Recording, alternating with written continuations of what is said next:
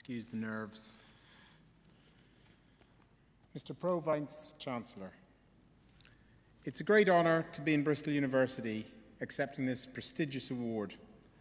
I've lived close to the city and have come to love the area for about 11 years now. It has to be said that the traffic's not good and the parking's even worse, but Bristol is one of the UK's nicest cities. It's not too big, it's friendly, it's welcoming, and it's got a great university.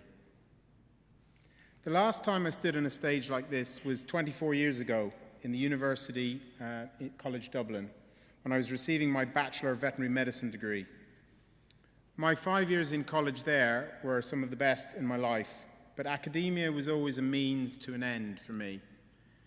I'm happy to say that my degree provided that means for me, allowing me to travel and work the world. And I'd go further and say that in many ways it has shaped me.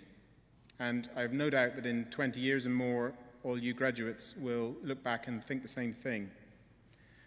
And the world seemed my oyster on that hot summer day in 1992.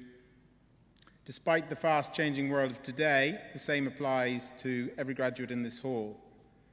After years of hard work, and I hope many good nights out in Bristol, your studies are complete. You've passed your exams, you've just received your degrees, and your rite of passage marks the beginning of an exciting, lifelong journey. It's a trip that will take you to many planned destinations and to many more unexpected ones. These pit stops may not all be enjoyable, but they will form you, shape you, and ultimately make you stronger. Life's course is seldom straight. Little could I have known as a newly qualified vet back in '92 that I would, after 16 years working as a vet, give it all up to write about the Romans, of all things, not James Herriot cute and fluffy tales. Explaining how it came about used to make me feel like a charlatan, because I know a lot of writers now, and every single one of them wanted to be an author from when they were a child. I only decided to become an author when I didn't want to be a vet. Now, after working along Hadrian's Wall in Northumberland during the foot and mouth disease crisis, as Dr. Lively referred, I had ideas about writing a novel about Roman soldiers, but I did almost nothing about it because everyday life just got in the way.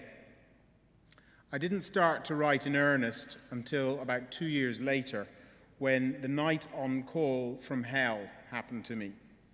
Now, you'll be familiar from family members or TV programs how vets and medics have to be on call. And contrary to popular belief, vets are not paid any extra for being on call. Add to this the fact that you work a full week as well as a weekend and then go back to work on Monday morning, and you'll soon understand why this is not something that vets usually enjoy. So the evening in question was in the summer of 2003. And rather than be called out when I was in the surgery, I kept getting called out when I was halfway home, when I was just getting home, when I'd half cooked my dinner. And on the 6th or 7th occasion that my pager went off, I ripped it off my belt, the air went very blue, and I flung it across the room, my sitting room. It smashed against the far wall and fell to the ground, still beeping.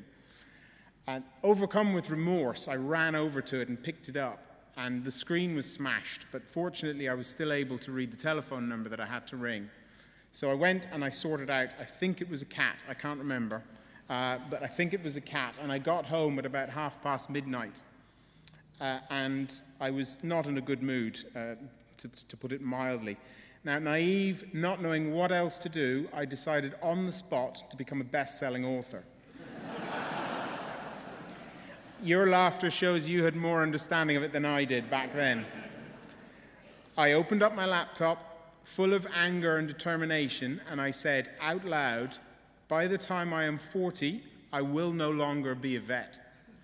Now, one way or another, my tactic worked, and I'm proud to say that I gave up veterinary practice at the age of 38. Now, while my career change was hugely exciting, it was also terrifying. Veterinary medicine might not be everything, but it provides a steady job with a decent income. And I had a wife and a young baby at the time who I had to look after.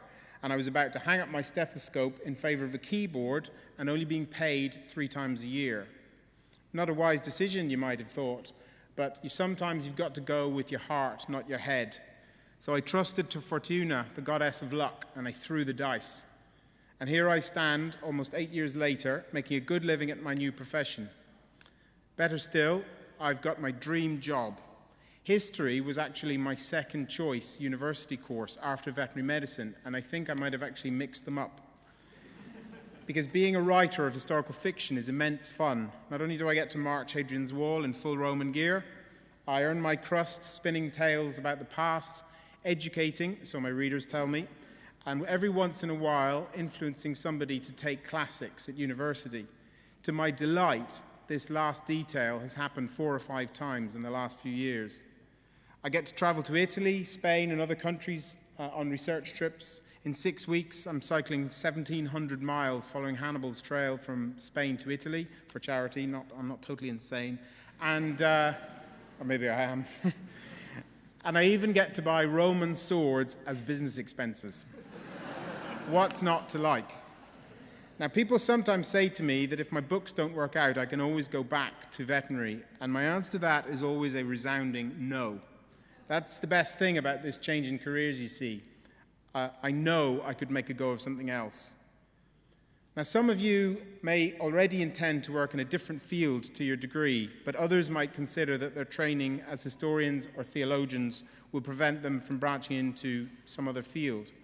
It won't. Although today's workplace is more fluid than it has been for generations, although jobs no longer last for 40 years, you can still make a career just about anywhere if you put your mind to it. The good news is that determination, discipline, and hard work go a hell of a long way. They certainly served me well. The Romans used to say, forgive my pronunciation, audentis fortuna juvat. Fortune favors the bold, and the principle still holds. Congratulations, all of you. I wish you every success in your careers, whatever they may turn out to be.